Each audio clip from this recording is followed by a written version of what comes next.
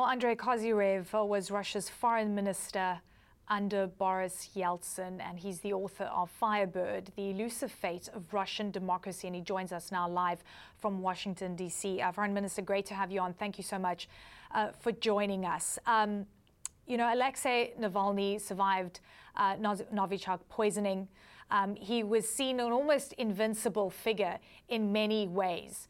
He then decided to go back to Russia, despite knowing the risks and knowing that his fate would be sealed and he would eventually end up incarcerated.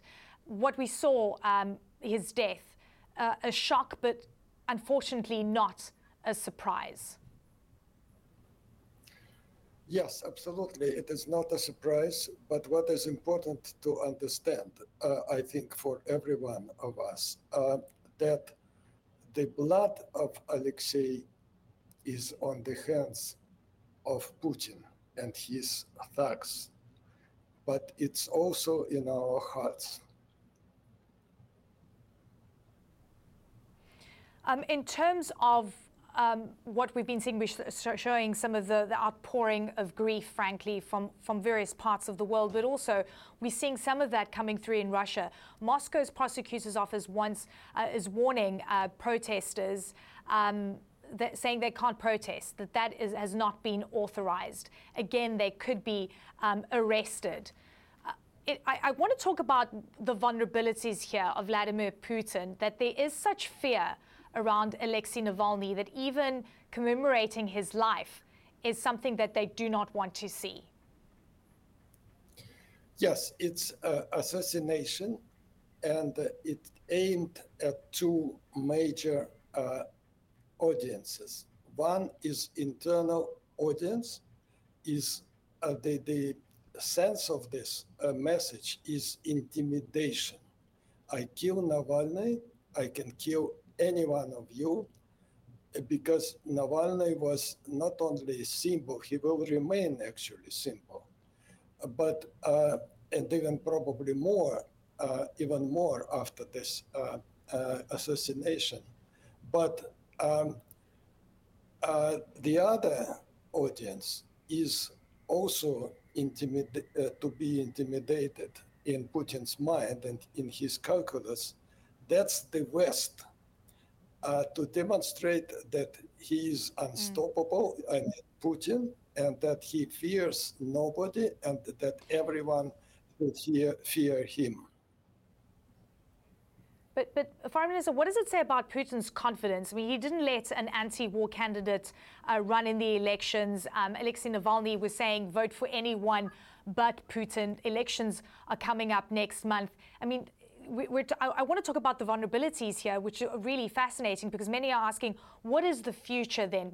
Who's going to carry on Alexei Navalny's fight for freedom, I guess, and the way that he never stopped even while he was in jail? Exactly, and he won't be stopped in that sense, that he was leader of the Russian opposition, not just critic of Putin, but the leader of the opposition. Yeah. And he will stay with us. As I said, his blood is in our hearts. But what is important also we had heard to say that, yes, he feels like impunity, especially because of these complications in American Congress and all that. And I want the GOP to pay attention to that it's bloody dictator and he should be stopped, and he understands nothing by force. But there is still room, despite the appropriations for the military support are stuck for a moment, I hope for a moment.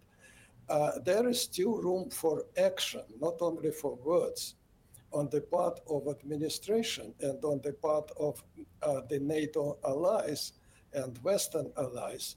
That is economic sanctions. I remember that President Biden correctly threatened the crippling